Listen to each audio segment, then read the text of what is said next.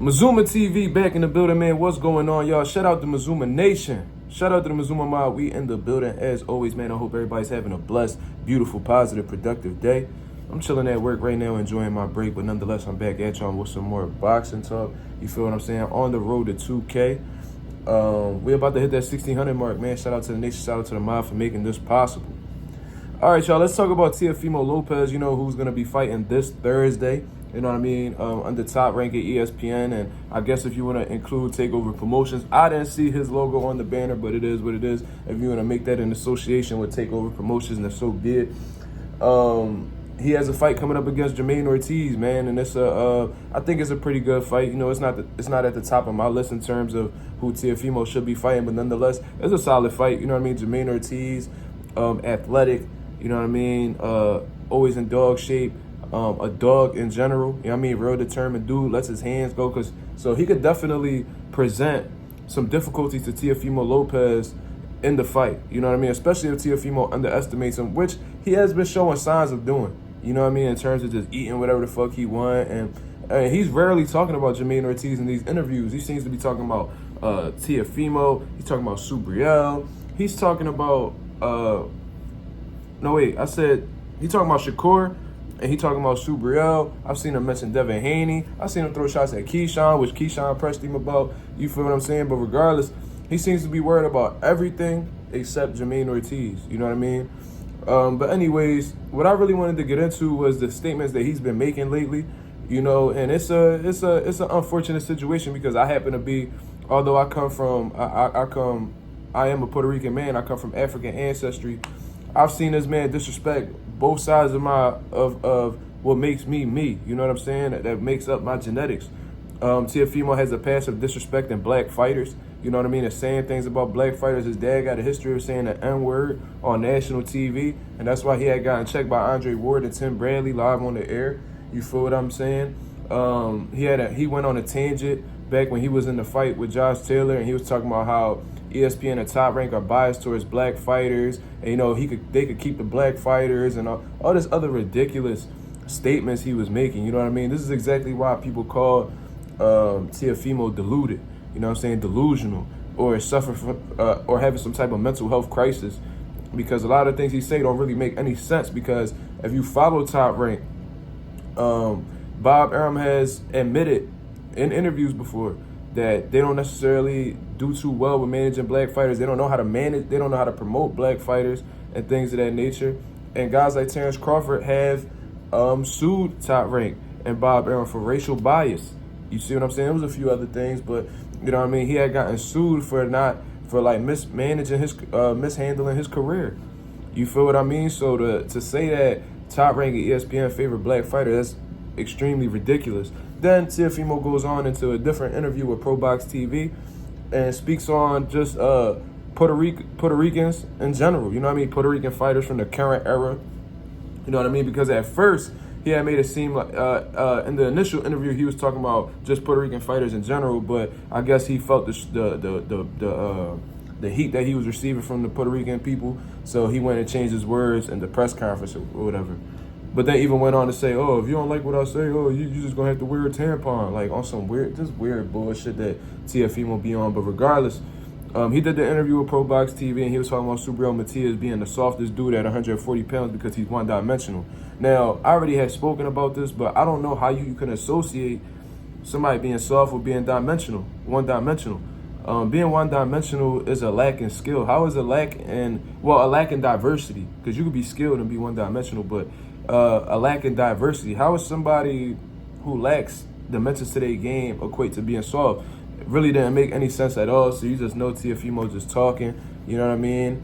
It also said that Puerto Ricans were easy to beat, and that he said some pause-worthy type things as well. But was just speaking bad on Puerto Rican fighters. And then went on to say that he don't care about what Puerto Ricans got to say about it. So I think that was what was more offensive than anything, because Teofimo, being from Brooklyn, New York, and coming from Hispanic and being a Hispanic male, you know what I'm saying, the Puerto Ricans in New York pretty much took him under his wing. I mean, they accepted him as his own. So to hear that, you know what I mean, a lot of Puerto Ricans feel betrayed by Teofimo Lopez. They feel like they getting stabbed in the back by Teofimo Lopez, and it's gonna affect him.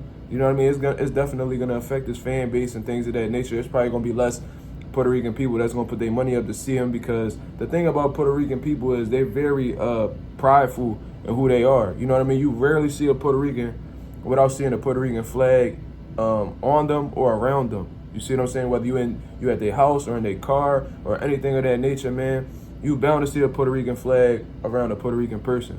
You feel me? So to disrespect Puerto Rican fighters, which is a real big thing, that boxing is a real big part of Puerto Rican culture, and that you disrespecting the fans, the people who you know what I mean, support Puerto Rican fighters, it's a bad joint. You see what I'm saying? And then went on to say that Puerto Ricans were easy to beat. Well, this is something that's easily been disproved, because Teofimo has sparring sessions online where he's getting dropped by Puerto Rican fighters and getting slammed on his fucking head by Puerto Rican fighters after the fact. You see what I'm saying? I don't think you can necessarily say that Puerto Ricans are so easy to beat when you getting put on your ass with headgear and 16-ounce gloves on against Puerto Rican fighters. You feel what I'm saying? So it don't really make any sense at all, man. I don't really understand where this dude be coming from, speaking this bullshit. You know what I mean? And if you really want to play the ethnicity card or whatever the fuck you want to call it, how many Honduran champions are in boxing right now?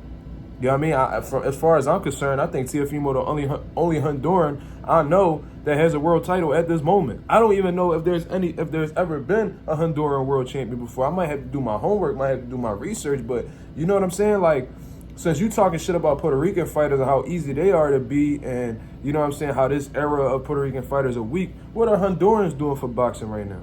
Absolutely nothing. You feel what I mean? And there's multiple champions that are coming out of Puerto Rico right now. We got some promising talent that's on the rise. You know what I mean? I could talk about the guys that's on the rise, whether we talking about Henry LeBron, who's definitely going to be a problem at 135. Whether you talking about Xander Zayas, who looks extremely promising. I mean, I'm not a big fan of him, but look at Edgar Berlanga coming up in the game. He might be able to do something. You know what I'm saying? If he continues to develop, the sky might be the limit for him as well.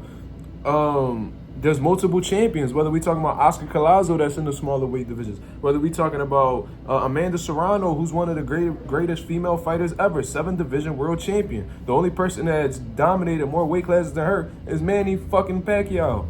Then you go on and we got Subriel Matias, who's in your weight class and is blatantly out here calling you a pussy. You feel what I'm saying? So I don't understand how he could disrespect Puerto Rican people. I don't understand how he could disrespect Puerto Rican fighters, especially in this era. You know what I mean? Now, is this the same era where Tito and Cotto was coming up and they was doing their thing? And bro, absolutely not.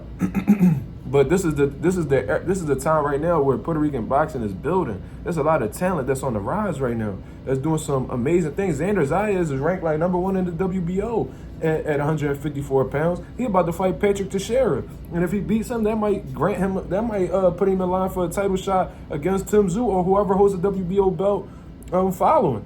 You know what I mean? Like, these are things that Teofimo don't even take into consideration. And what's even more corny is that Teofimo is close friends with Xander Zayas. So how the fuck do you sound even saying that?